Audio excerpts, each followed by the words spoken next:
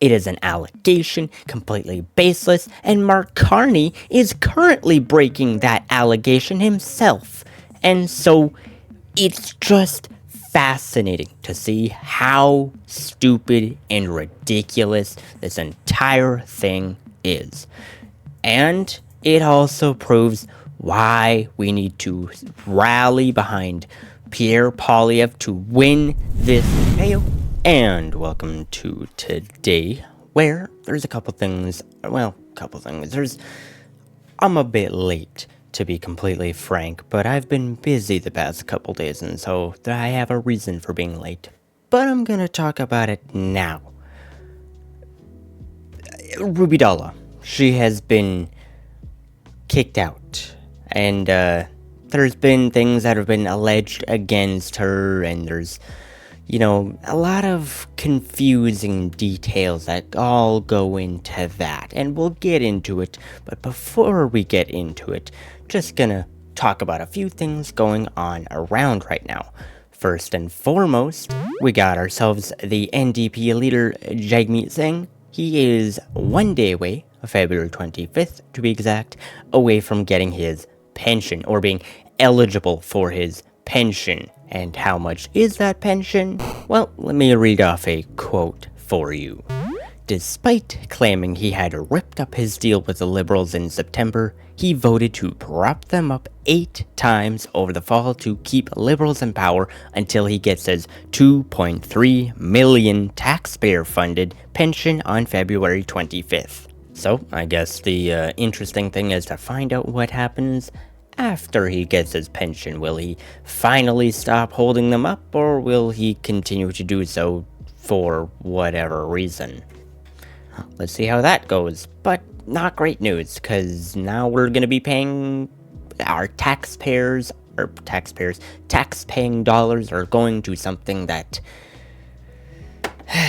really stupid. Something that is really stupid, in that he has kept us beholden under the Liberal Party for this long just so he gets his pension. It is quite stupid. And also, just before we get into the topic of today, Pam Bondi. It is now, I'm not going to go over the video, because if I do that, there will be a lot of annoying cuts from speech, because, can't say everything. But she's going after the sanctuary states who are now trying to go against their, here, let me just read this from Pam Bondi's own thing. Sanctuary jurisdiction believes the federal government should sit on the sidelines as aliens harm Americans. Not going to happen under this DOJ. As I've said before, if you don't comply, you will be next. So they're going after them. Good. Get the people who shouldn't be there out. I don't care if they're a sanctuary state. Doesn't matter. It's called go cry somewhere else. Don't care. Now, to get into the main topic of today, which is Ruby Dhalla being kicked out. And what I've laid out here is a step-by-step pathing of how this all happened. And I as you can see, the date on this video, I'm gonna show the date for all of these videos, actually, because they're important as how they outline how everything happened at the time. It is kind of insane to listen to and watch. So this video here, she's going over how this was before she was kicked out, and how they were alleging things against her. Let us listen to that now. Today has been a really emotional day after reading about these allegations. To all those that think that there may have been any foreign interference in my campaign, I want to make it very clear that there has been none. I am of Indian ethnicity. It doesn't make me any less Canadian than anyone else who may not have my skin color. These allegations are baseless, and I will never allow anyone to use my ethnicity, my heritage, my culture, and misconstrue that for foreign interference. I am in this race to make history as the first woman of color in Canada to become our nation's Prime Minister. Okay, just a bunch of liberal speech, and I'm not gonna go through the whole entire thing. It was almost done. Anywho, but you get the point. They had alleged foreign interference against her, which is rather funny.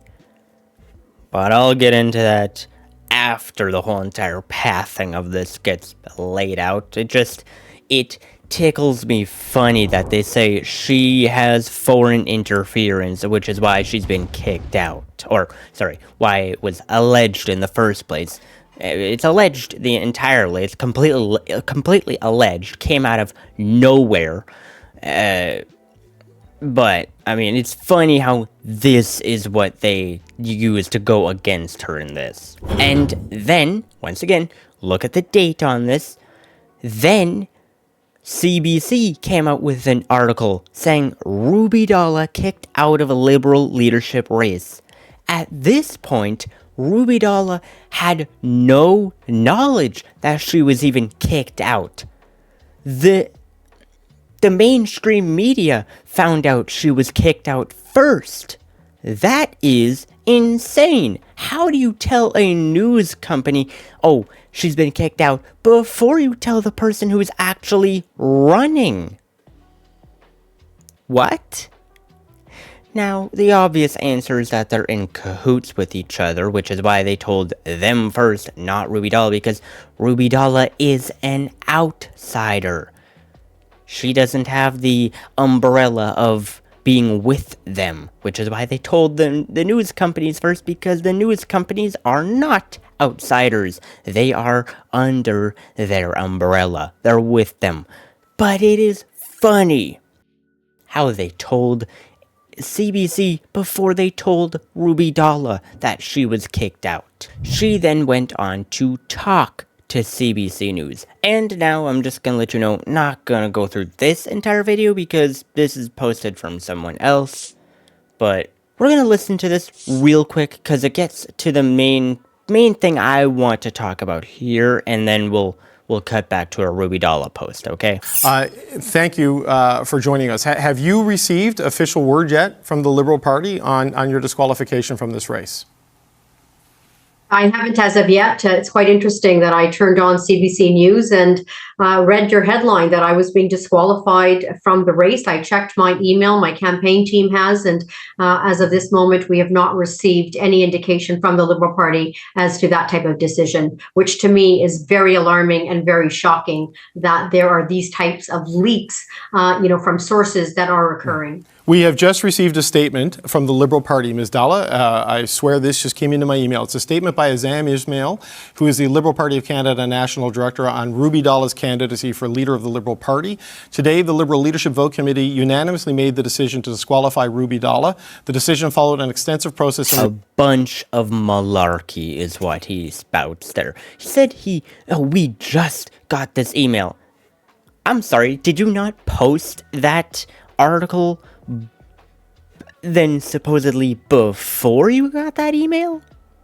What do you mean just got the email? What does that mean? It's a bunch of hoopla. It is nothing. And he throws that at the wall to try and cover his own tush by saying, oh, we just got this email. Like, no, you didn't. No, you didn't. Now, okay, we're gonna jump back to Ruby Dhalla. Once again, going to her posting history. Like this, look at the date here. It was at 4:46 p.m. on the 21st. And then this was posted on February 22nd at 9:43 a.m. Take note of the date and time, because it is pertinent as to how everything happened, all lined up. And this her post comes from that that interview, but it goes over her talking about the allegations. It is certainly not surprising because I think the Liberal Party of Canada was seeing exactly what our internal polls are telling us, that my campaign and my team, we were neck to neck with a front runner in the race. They did not want me to go on to that debate stage in Montreal. They certainly did not want me on that ballot. And the Liberal Party of Canada wanted to complete the coronation of Mark Carney. All of the allegations that you have mentioned, they are completely false. They are fabricated. And I will not allow the Liberal Party of Canada, or anyone for that matter, to smear my name or to smear the name of thousands of volunteers in our campaign. And I'm just going on a limb here, and I will say, on my own account, without any knowledge, any true knowledge to anything, this is a complete and utter opinionated thing. I already know the allegations are completely baseless, probably. And the reason why I say that is because it's kind of funny as to how they're talking about Ruby Dhalla having foreign interference. Liberals are now out defending an unelected central banker with 3 passports and hasn't disclosed his personal finances or lived in Canada for 10 years. Saying Ruby Dhalla was disqualified from the Liberal leadership race due to suspicion of foreign interference. So, anywho, it is completely and utterly just a bunch of hoopla, just in the mere fact that they're claiming she has done something wrong that Mark Carney is doing wrong. He is currently doing wrong. He has his hands in 2 cookie jars currently, right now, at this time. One of these things is chocolate chip, the other one is white chocolate chunk. There is no greater stance of foreign interference than Mark Carney. And yet, here they come out with their allegations against Ruby Dhalla. I already know, once again, my opinion, that it is completely without any claim. There's no fact, there's nothing of that sort. It is just a claim made out of thin air nothingness. And now we're gonna get into the heart of why this happened, which Ruby Dhalla kind of made note to it in the other video we just watched. But let us listen to CBC take it on their own, talk about why it was not good that Ruby Dhalla was here. Coming from Mark Nixon, he says, breaking, Stevie O'Brien, former Liberal Chief of Staff, just exposed the truth live on CBC. Liberals kicked Ruby Dhalla out because she was a threat to Mark Carney. They were terrified she'd rip him apart and expose him. This race was never real. Carney was selected, not elected. And just gonna bring this up here to say, remember, Mark Carney said, if I'm selected, in one of the videos we had watched. Yeah, certainly no Freudian slip there, right? Anyway, let us get into this video. But Stevie, it seems like Ruby Dhalla, who we are hoping to have on the show maybe tomorrow, is going to go into that debate on Monday and without the translation, and again on Tuesday, and she is going to attack the frontrunner pretty aggressively. Like, she brings a very interesting, based on what she's doing on social media, that is my impression. What kind of a dynamic does it I certainly create? hope that the party finds a legitimate reason to disqualify her candidacy before the debate. Really? I hope so.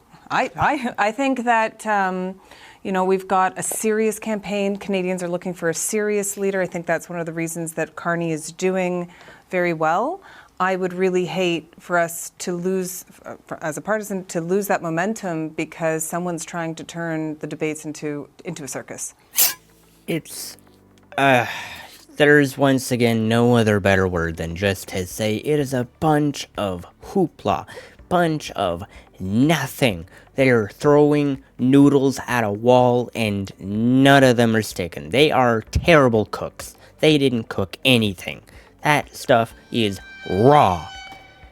And they're just throwing it. They're like, oh, she would make a circus out of the thing. I'm sorry, how?